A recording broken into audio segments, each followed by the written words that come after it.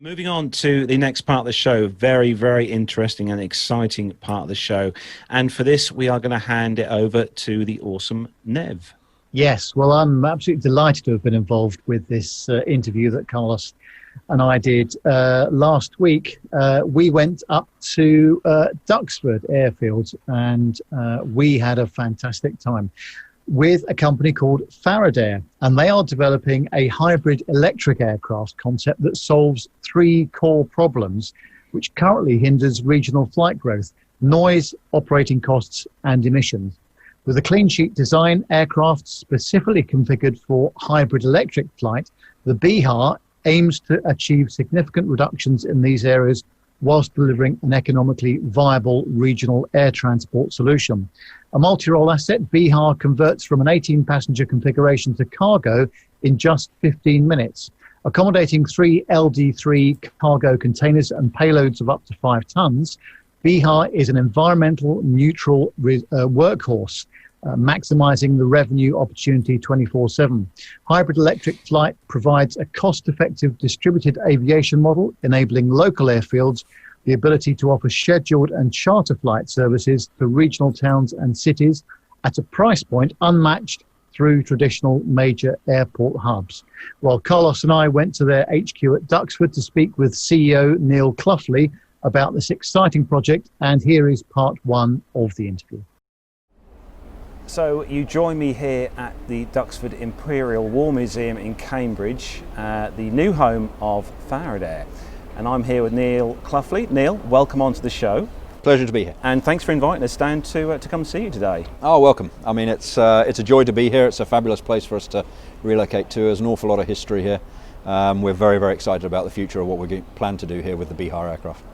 So Neil, we're sitting here in this hangar here, surrounded by all these iconic aircraft. For you as a company coming to somewhere like this must be like the best location you could have ever dreamt of being. The discussion was very short when we made the offer.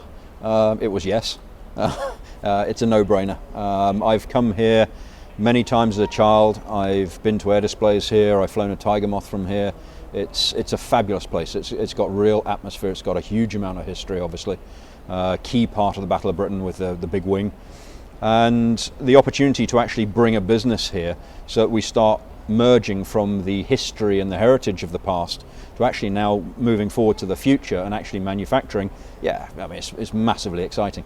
And for the benefit of the listeners, just explain to us, we've just had the privilege of being in your office. You have quite the view, I think, from your office. I have a very distracting view. It's been really difficult. We moved here on 1st of September, and I am a die-hard aviation nut. I mean, my ears go up with the sound of a Merlin or something like that, and of course it's fairly frequent here. We have the aircraft restoration company doing fabulous things, and so every now and then you get that magnificent roar goes roaring off down the runway, and it's like, oh, what's that?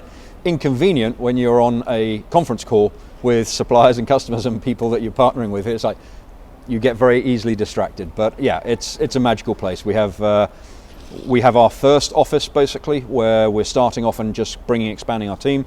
Then we've got new offices currently being renovated across the road, and then of course we've got our prototyping hangar, which hopefully will be up and ready in about the next 2 years. So this is the acorn moment, if you like. This is the starting point, although we've been going sort of 6 years now.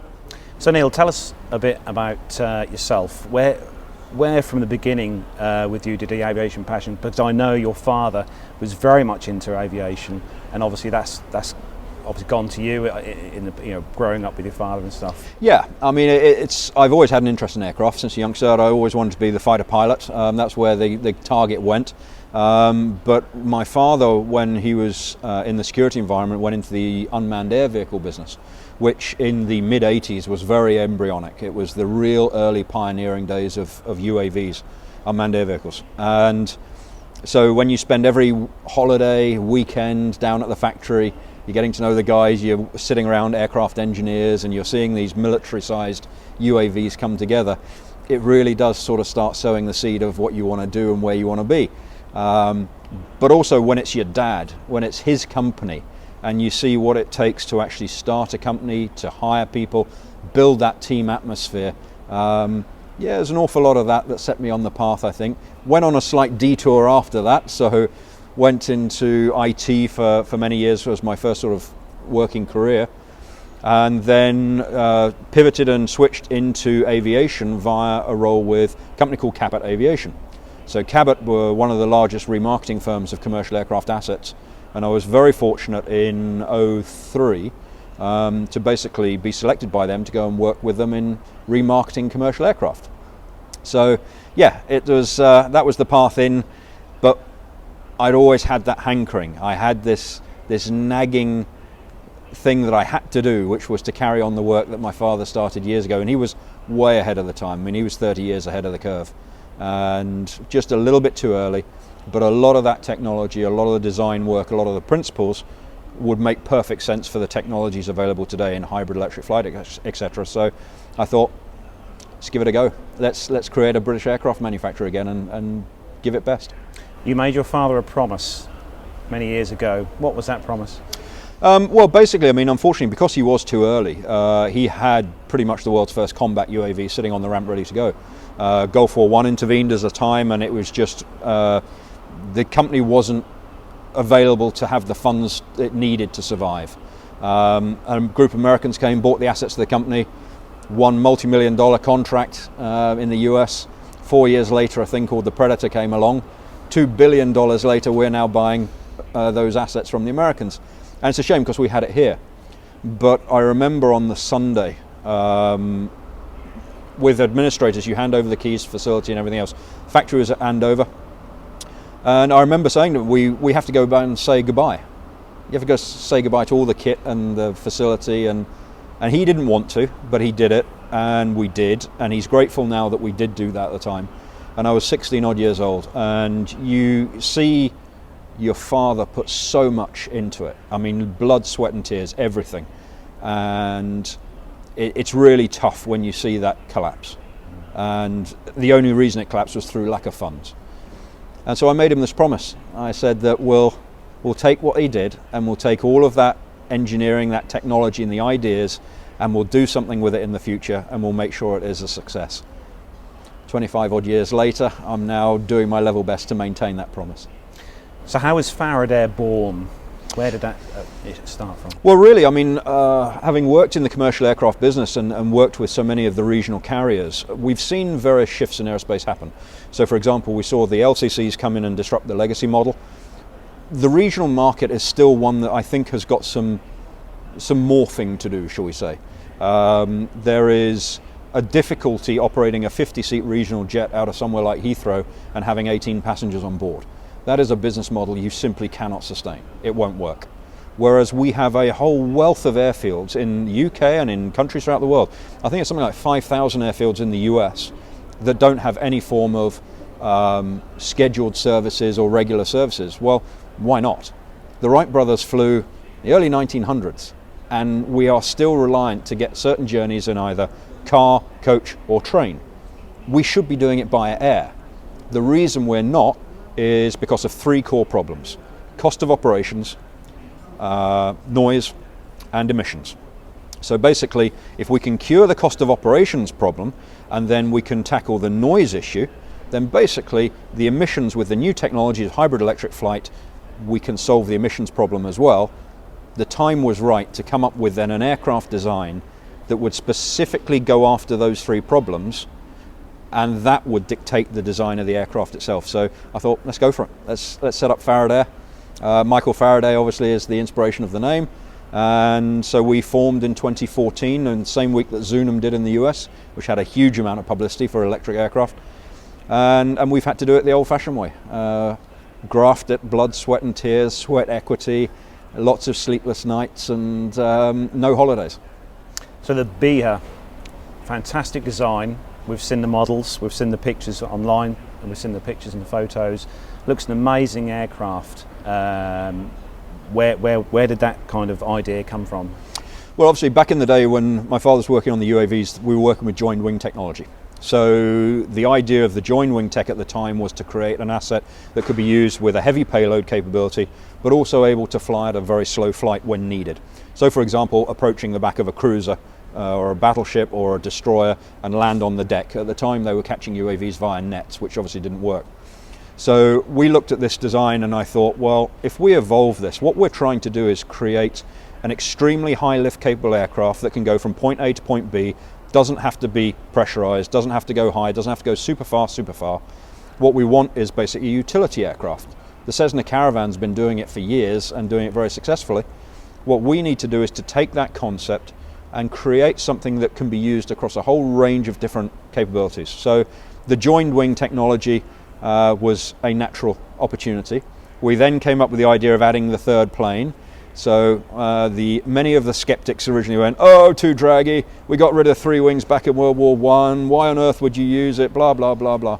And I had one particular engineer say, oh, I can do everything that you're talking about with a long single wing, and you don't need the 3 wings. And I said, but can you then fit that aircraft within a 19-metre slot? Well, no, why would you need to do that? I said, because that is the size of the door of the aircraft carrier. And our aircraft sits perfectly on the lift ramp of the new aircraft carrier. And if you're operating on an environment in special missions for governments, etc., where you're landing on a road, you don't want wings that are clipping trees. You have to keep a fairly compact footprint. In which case, the box wing and the triple box wing does an awful lot of what we want it to do, combined with a ducted fan propulsion system, which basically gives us great thrust efficiency up to about 220 knots. Anything beyond that, the duct would act like a parachute. And so really it started shaping itself as to the criteria of what we needed this aircraft to do, started shaping the actual aircraft itself. And that's how the BEHA was born. And the BEHA is not just a passenger carrying aircraft, it is a lot more utilitarian aircraft, carry cargo. But do you see it doing more things in the future with more different versions coming online, different... It's a tricky one because... you've got the LD3s you can fit on board. For sure. I mean, if you look at any... if we look at our aerospace history, there are some magical aircraft which are no longer with us. If you look at aircraft like the F-117, the SR-71, Concorde, Beechcraft Starship, some beautiful airplanes no longer flying, mainly because they weren't doing what they said they could do. So for example, when an F-117 stealth fighter is no longer stealth and it can be tracked on a radar, it's now just a very, very expensive fighter aircraft, hence why it died. But if we can basically pull together something that is able to cross a whole range of sectors, so aerospace history is littered with one-trick ponies. So there have been so many companies that come that want to build the new Cessna 172 or whatever, and there's only one company, roaring Merlin about to come whipping over us, I think, there's only one company that has actually done that. That's not a Merlin, that's a lot pointier and faster. But basically, if you look at what Cirrus has done, Cirrus are one of the few companies that have been able to actually take it to Cessna and Textron and take them on at their own game. But there are so many carcasses of aircraft that wanted to be that but never made it. So it was very apparent to us that what we would have to do is to bring together an asset that would straddle various different markets. So every market is cyclical, which means that not only moving people, but moving logistics, boxes, even firefighting, as we've mentioned, and special missions. And special missions, things like logistics. We don't have enough helicopter assets to do some of the roles we have to do around the world right now. They're very expensive and they're very good at what they do. But lugging boxes between one airfield and another doesn't have to be done by those. And so we have an asset here that can basically be used across a range of different opportunities, but the core asset remains the same. So how we dress it, how we fill it, how we use it is the bit that can change, but the actual core asset itself remains the same. Now the propulsion of the BEHA itself is a completely different kind of clean sheet design. Obviously one of the things that we have the issues with in the UK, in many regional airports, is noise pollution. People don't like noise, I don't know why. I personally love the noise of aircraft. But with this aircraft you are going to change that whole way of thinking, I think, aren't you? With the absolutely, yeah. I mean, it's I find myself at a real cross juncture here. It's a real problem because I love noise as well on certain things. That Merlin Spitfire engine, you'll find that there are certain howls. The Vulcan sitting behind us, the howl that had, it's just, there are certain mechanical sounds which are magical. However, if that sound is coming at you day in, day out, and it's constantly over your head, I can understand why people would be upset with that and they wouldn't want to do it. So therefore, we have to do something about that. If we're going to be expanding our regional air transport, we've got to reduce the impact on other people. So noise is critical. So how do we do that? Well, number one, there is frankly absolutely no reason. I find it quite amusing. If you go to Heathrow, you find that you get to a low emission zone on the roadway going into Heathrow. Kind of ironic considering how much emissions is pumped out by that airfield. You're thinking, my car really isn't going to make much difference to this, and you can smell it 3-4 miles away. All the kerosene of all these aircraft taxiing around and everything else. I believe that one of the biggest first changes we can make in the commercial aerospace market is making sure that all ground maneuvers, power, etc. is basically done under electric propulsion. Electric propulsion has matured now to such a point. It's been proven with the likes of Tesla, it's been proven now with the likes of Magnix flying in the Cessna Caravan, such like, that the electric motor technology is ready. So what we can now start doing is using that electric motor technology and start putting it into things like landing gear, as the likes of Wheel Tug have been doing since sort of 05, 06. And let's take as much out of the air as possible now, and then as technology improves and we can start developing fuel cells, battery technology, etc., to take on the entire net zero proposition aircraft, let's start making those incremental steps. So for us, it was a logical position to go hybrid, where the Toyota Prius was first laughed at when it came into the market. Everybody said it's a nonsense vehicle, blah, blah, blah. What was interesting about it is the fact that it could take certain bits out of the equation. So if we're looking to eradicate noise problems, if we're looking to reduce emissions, and if we're looking to reduce our cost of operations, well, of course, that big push off down the runway, that big fuel burn, that big thrust, that is where basically you are going to be burning all that fuel, making all that noise, kicking out the emissions. If we could do that bit by electric motor, and then once you're climbing out and away, you switch into the recharging via the turbine, etc., then you've got a model where that recharges, you don't require infrastructure on the ground, but we're making a very sizable dent into the cost of operations, the noise footprint, and the emissions. So our target, and it's pretty ambitious, but we're trying to say that our aircraft will have a noise footprint of about 60 decibels at field perimeter. Now, the fact she jumps off the deck quite quickly means she should be climbing off and away and gone, but having that target means that at night time, you're going to be able to operate in airfields that have got noise abatement orders, where you'll be able to come and go, where people simply will not know that you've come London and gone. City. Absolutely, yeah. London City is perfect. I mean, 10:30 at night, half a day on Saturday, and I think 6 flights on Sunday, all because of noise. The facility's there, it's prime real estate. Now what we're seeing also is with the growth of online shopping, with the growth of demand for just in time and I want my product tomorrow, then if we could take more vehicles off the road, the trucks, by actually flying stuff regionally. So it comes in on a 767 into East Midlands, it's then palletized into the containers. You've got fleets of like our aircraft sitting on the ramp that are quiet, can operate at night, load it all up, fly it directly into the cities, into the small airfields right next to those cities, and then just distribute it with electric vehicles, etc. locally. Again, you're starting to put that dent into the whole emissions process, but you're also speeding up and making the process more efficient, because you're actually getting stuff out there quicker directly to where it needs to go. So the aircraft itself, you're saying, is going to be able to, from start to finish, so from the apron, will be able to taxi itself out. There'll be no need for pushback, tugs, so you're saving on emissions, especially with the tugs, we know. Yep. Taxi itself out to the runway and take off using that electric motor, again saving on noise. And once it's in the air, it changes to the turbine. So basically you're on sustainable aviation fuel.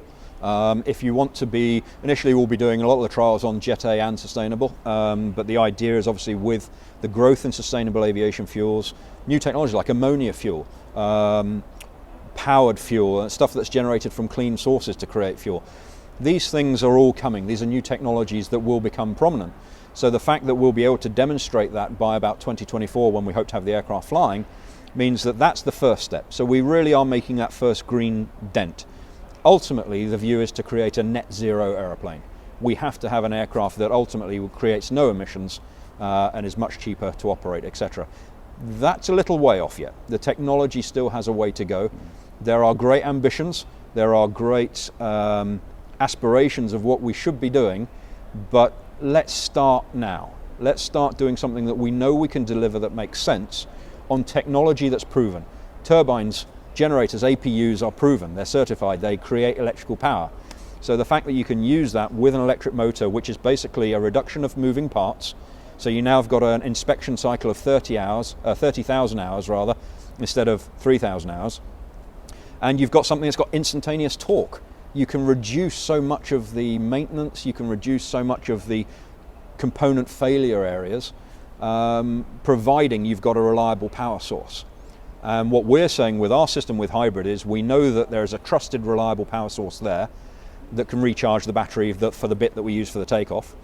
But more importantly, should you get a blockage, should you get a stoppage on your main generator source, you have got the backup of battery power, which will give you a period of time. We believe at the moment it's about 20 minutes.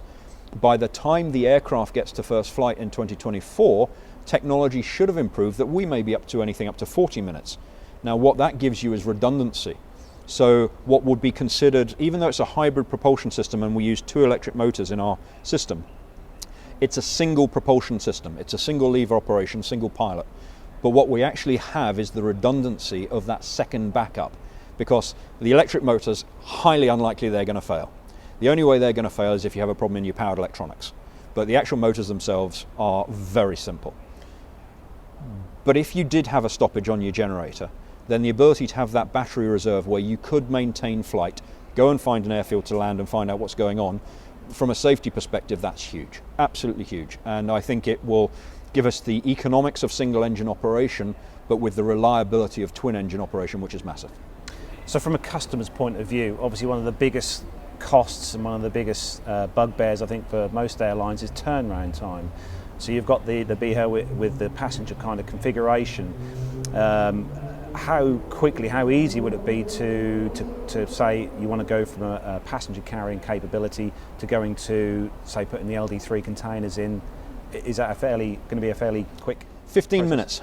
That's what Wow. we've targeted. I mean, basically, again, if you're going to create a utility aircraft, you cannot be having it sitting on ground wasting time whilst it takes an hour, 2 hours to reconfigure. That's pointless.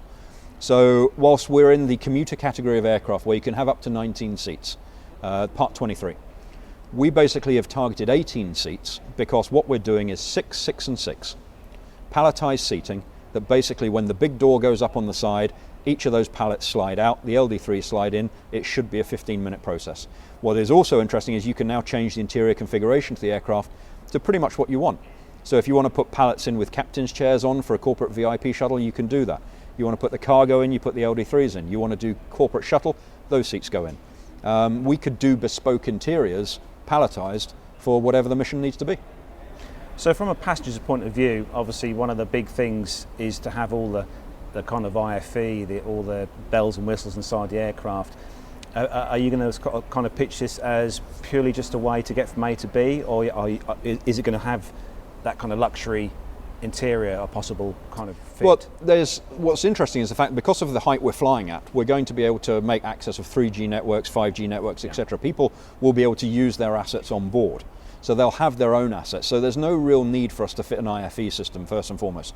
Secondly, the types of flight mission we're doing. We intend to demonstrate flights between London and Manchester, and we should do that in about 45 minutes.